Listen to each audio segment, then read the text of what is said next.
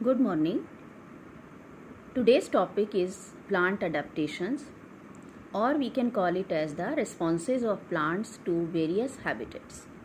कुछ बुक्स में आपके दिया हुआ है responses of plants to various habitats, कुछ बुक्स में सीधा आपके इकोलॉजिकल अडेप्टेशन के नाम से दिया हुआ है. लास्ट टॉपिक में हमने एटमॉस्फेयर पढ़ा. This is our second topic of our syllabus, जिसमें हमें इकोलॉजिकल अडेप्टेशंस पढ़ने हैं. इकोलॉजी आप सभी जानते हैं. एडेप्टेशन क्या होता है, यानी अनुकूलन. अनुकूलन से आप सभी क्या समझते हैं? अपने आप को अनुकूल कर लेना, या जैसी भी परिस्थितियां हैं उनमें अपने आप को ढाल लेना. तो आप इसे डिफाइन किस तरह से कर सकती हैं? प्लांट एडेप्टेशन, क्या इसकी परिभाषा देंगी? It depends upon genetic characters. ये जेनेटिक कैरेक्टर्स पर डिपेंड करने वाला एक फिनोमिना है, जो कि क्या शो करता है? मॉर्फोलॉजिकल, एनाटॉमिकल और फिजियोलॉजिकल रिस्पॉन्सेज को शो करता है. इसीलिए आपका ये टॉपिक है responses of plants to various habitats. Classification इसका हम बाद में करेंगे, पहले हम इसकी डेफिनेशन देखते हैं. That what is ecological adaptation? Any feature of an organism और its part which enables it to exist under conditions of its habitat is called adaptation. अर्थात किसी भी पादप का कोई भी अंग या पूरा एक पादप किसी भी परिस्थिति में या जिस आवास स्थान में वो रहता है, उसकी जो भी कंडीशंस हैं, जो भी वहाँ की क्लाइमेट है, वहाँ के जो बायोटिक एबायोटिक जो भी फैक्टर्स हैं, उन फैक्टर्स के अकॉर्डिंग अपने आप को उस परिस्थिति के अनुकूल जब ढाल लेते हैं, तो इस प्रकार से हम उन्हें कहते हैं कि ये उस वातावरण में अनुकूलित हो चुके हैं, या इसे ही हम आवास के अनुरूप अनुकूलन कहते हैं. और दूसरी एक छोटी सी आपको परिभाषा बताते हैं कि क्या आप इसे अनुकूलन आप कैसे डिफाइन करेंगी. To withstand adverse environmental conditions. सीधी सी एक डेफिनेशन आप दे सकती हैं. अनुकूलन क्या होते हैं? वातावरणीय या जो भी एनवायरमेंटल जो कंडीशंस हैं, सिचुएशंस हैं, उनके अनुसार, प्रतिकूल जो परिस्थितियां हैं वातावरण की, उनके अनुसार अपने को ढाल लेना ही अनुकूलन कहलाता है. अलग अलग परिभाषाएं आपको अलग अलग किताबों में मिलेंगी. आपको जो परिभाषा से समझ में आता है आप वही याद करिए. तो अनुकूलन आपके बच्चों समझ में आ गया होगा कि अनुकूलन किसी भी परिस्थिति में अपने आप को ढाल लेना ही अनुकूलन कहलाता है. अब ये अनुकूलन शुरू में आपको हमने बताया था कि ये जेनेटिक कैरेक्टर्स पर डिपेंड करता है.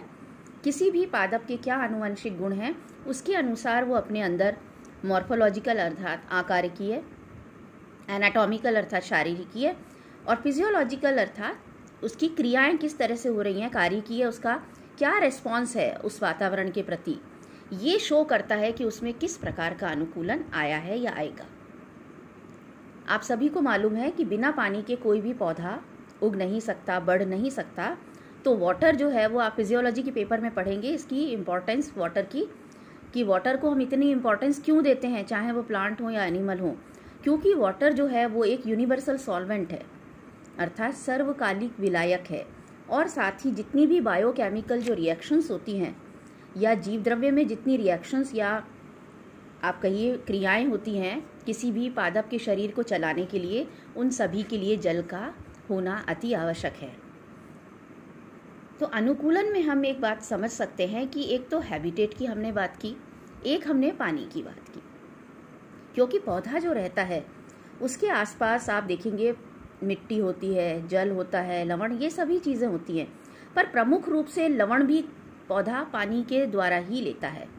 तो जब पानी के थ्रू ही लेता है तो पानी अपने आप में एक बहुत मेजर फैक्टर हो गया. तो जो अनुकूलन पौधों में आते चले गए, उसने अपने आप को उस परिस्थिति के अनुरूप ढालना शुरू कर दिया. क्योंकि आप इस ग्लोब पर देखें, चारों ओर पादप जरूर मौजूद हैं. कहीं भी अगर आप देखें प्राणी नहीं है, क्योंकि माइक्रोब्स भी पादप के अंतर्गत आते हैं. तो we call them as ubiquitous in distribution. तो आप समझ गए होंगे कि पादप जो हैं वो ग्लोब पे चारों ओर मौजूद हैं किसी न किसी रूप में. तो अपने आप को आप देखते हैं कि ग्लोब में कितना वेरिएशन है क्लाइमेट को लेकर के. अब जब वहाँ पौधा मौजूद है तो निश्चित रूप से उसने अपने आप को उस तरह के क्लाइमेटिक फैक्टर्स में ढाल लिया है, और इस ढालने को ही हमने अनुकूलन कहा है। ये अनुकूलन जो है उसका जो क्लासिफिकेशन दिया है कि आप किस तरह से इसे क्लासिफाई करेंगी, वो बहुत सारे साइंटिस्ट ने इस पर काम किया, जैसे वॉर्मिंग ने किया, आर्बर ने की, मिसेस आर्बर ने किया, और भी बहुत से हैं, शैंक वगैरह, इस तरह के साइंटिस्ट हैं। आपकी बुक में शायद कुछ एक नाम दिए हुए हैं, तो आप वही याद रखें। तो जल की उपलब्धता के ऊपर, क्योंकि जल का वितरण भी समान नहीं है इस ग्लोब पर, कहीं बहुत ज़्यादा है, कहीं बहुत कम है, तो उसी को ध्यान में रखते हुए वॉर्मिंग ने एक क्लासिफिकेशन दिया, और बेसिकली उसने दो में इनको विभाजित किया, पौधों को जो भी ग्लोब पर मौजूद हैं। पहला उन्होंने कहा हाइड्रोफाइट्स, दूसरा टेरेस्ट्रियल प्लांट्स। जो टेरेस्ट्रियल प्लांट्स थे, हाइड्रोफाइट से आप मतलब समझ गए होंगे, जलोद्भिद पादप। हाइड्रोफाइट जो वर्ड है वो दो वर्ड से, एक ग्रीक वर्ड से मिलकर के बना है। हाइडर का मतलब होता है पानी, और फाइट का मतलब होता है पेड़ या पौधा। तो ऐसा पौधा जो कि पानी में उगता है या पानी में उसका आवास स्थान है, उसे हम हाइड्रोफाइट्स के नाम से जानते हैं। टेरेस्ट्रियल प्लांट्स जो होते हैं उन्हें हम कहते हैं भौमिक पादप या स्थलीय पादप। किसी बुक में आपके स्थलीय शब्द दिया हुआ है, किसी में भौमिक दिया हुआ है। तो जो स्थलीय पादप हैं उनको फिर से पानी की उपलब्धता के आधार पर दो भागों में विभाजित किया है, एक जीरोफाइट और दूसरा मीजोफाइट्स। जीरोफाइट जो कि मरुभूमि में मिलते हैं या रेगिस्तान में पाए जाते हैं, समोद्भिद जो कि साधारण परिस्थितियों में आपको देखने को मिलते हैं। ये जो क्लासिफिकेशन दिया हुआ है, अगर आपसे एग्जाम में क्वेश्चन पूछा जाता है हाइड्रोफाइट्स के ऊपर, तो आप उसकी भाषा को समझ के ही उसका जवाब दें कि वो क्या चाह रहा है आपसे। सीधा वो प्रश्न आपसे पूछ सकता है that classification of plant based on water relations आप बताइए, तो आपको ये बताना है कि पानी की उपलब्धता के आधार पर किस प्रकार से इसको विभाजित किया गया है पौधों को। एक उन्होंने कहा है पानी की उपलब्धता पर हाइड्रोफाइट्स जो कि पानी की अत्यधिक उपस्थिति में अपना जीवन यापन करते हैं। दूसरे पादप जो हैं वो टेरेस्ट्रियल पादप हैं जो कि स्थलीय हैं, स्थल पर पाए जाते हैं। पर ये स्थलीय पादप भी स्थल पर पानी की जो है कहीं बहुत कमी है, कहीं बहुत अधिकता है, कहीं आप देखेंगे साधारण उपलब्धता है उसकी, कहीं आप देखेंगे पानी मौजूद है लेकिन वो काम में नहीं आ पा रहा। ये सभी चीज़ें आपको समझनी है इसमें। तो टेरेस्ट्रियल जो प्लांट्स हैं इनको फिर से दो भागों में विभाजित किया हुआ है। मरुद्भिद पादप, जैसा पहले आपको हमने बताया कि वो पादप जो कि जल की कमी में अपना जीवन यापन सफलतापूर्वक कर लेते हैं, उन्हें हम मरुद्भिद पादप कहते हैं या जीरोफाइट्स कहते हैं।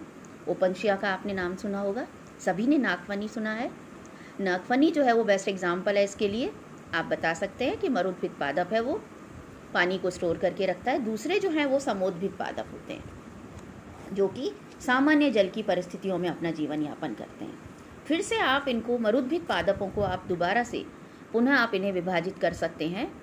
ये जो शब्द हैं आप इन्हें विशेष रूप से ध्यान रखें। कई बार परिभाषा पूछ ली जाती है कि क्या होती है ये फिजिकल ड्राइनेस, क्या होती है फिजियोलॉजिकली ड्राइनेस। तो एक पादप जो होता है उसको हमने मरुद्भिद पादप को दो भागों में विभाजित किया है, फिजिकल ड्राइनेस और फिजियोलॉजिकल ड्राइनेस। अर्थात मरुद्भिद तो है वो पादप, लेकिन एक जगह वहाँ पर उसको जल उपलब्धि नहीं होता तो वो बहुत परेशान है पादप, वो कैसे बढ़ेगा।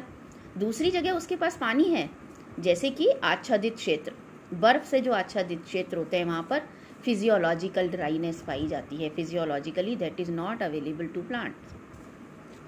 इस प्रकार से ये एक बेसिक क्लासिफिकेशन आपको बताया हमने जो आपकी बुक्स में दिया हुआ है।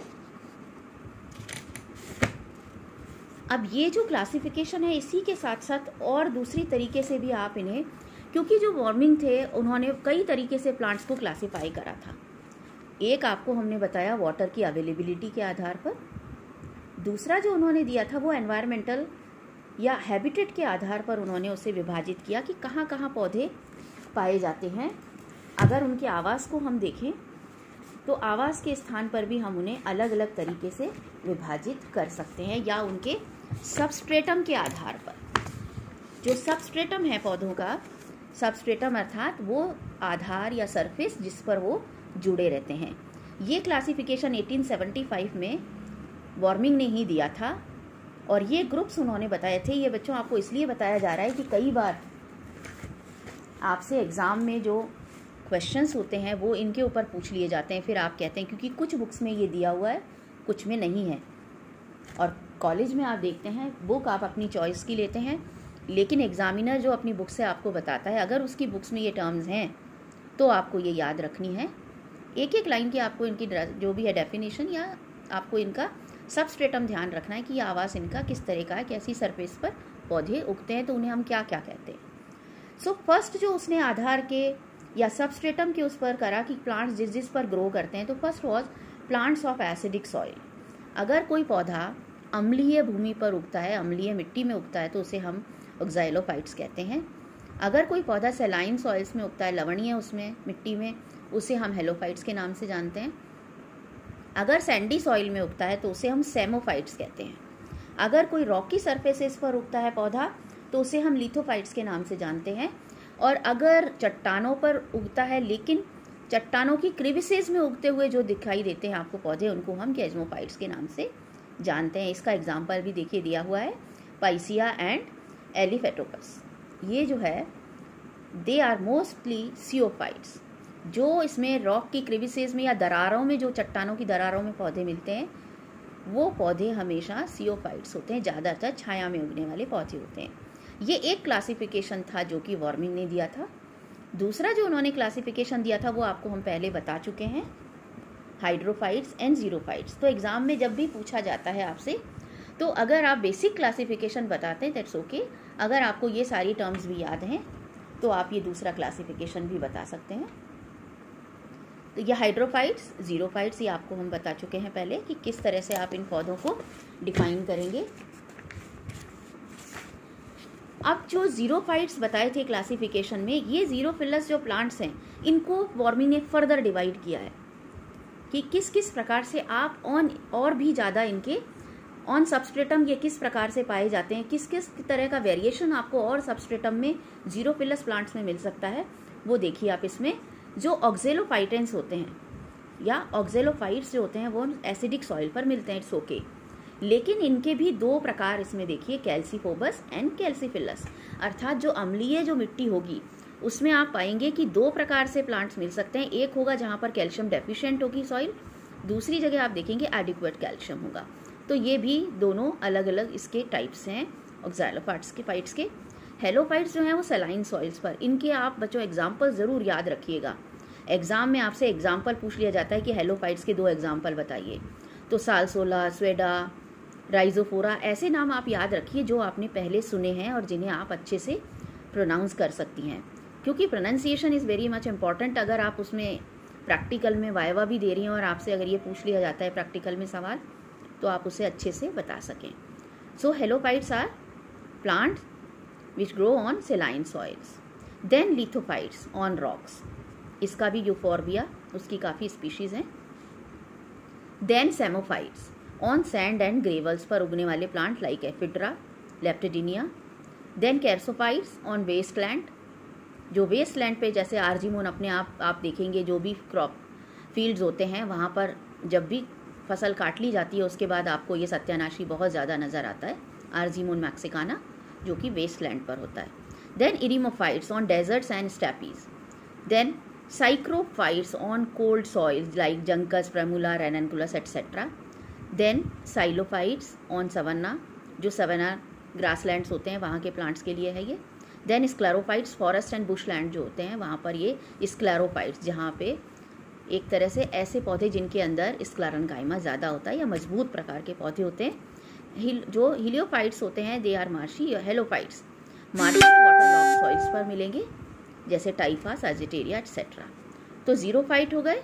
तीसरा उन्होंने दिया हाइड्रोफाइट, जीरोफाइट एंड मीजोफाइट। ये क्लासिफिकेशन आप दे सकते हैं एग्जाम में। जो मीजोफाइट्स हैं वो बीच का एक है, पहले जो आपको हमने बताया था दैट वाज ओनली 2, और उसमें आपने 2 अलग अलग कर दिए थे। यहाँ उसने सीधा 3 तरह के पौधे बताए। एक है हाइड्रोफाइट्स जो पानी की अधिकता में पाए जाते हैं, जीरोफाइट्स जो कि रेगिस्तानी इलाके में मिलते हैं, और तीसरा जो है वो मीजोफाइट्स हैं जो कि सामान्य भूमि में पाए जाते हैं, सामान्य एनवायरनमेंट में मिलते हैं। Plants which grow in an environment which is neither very dry nor very hot, not very wet, ना ज़्यादा पानी है ना कम पानी है, ऐसी वातावरण में उगने वाले पौधे मीजोफाइट्स कहलाते हैं। So this is all for today. कल हम शुरू करेंगे हाइड्रोफाइट्स।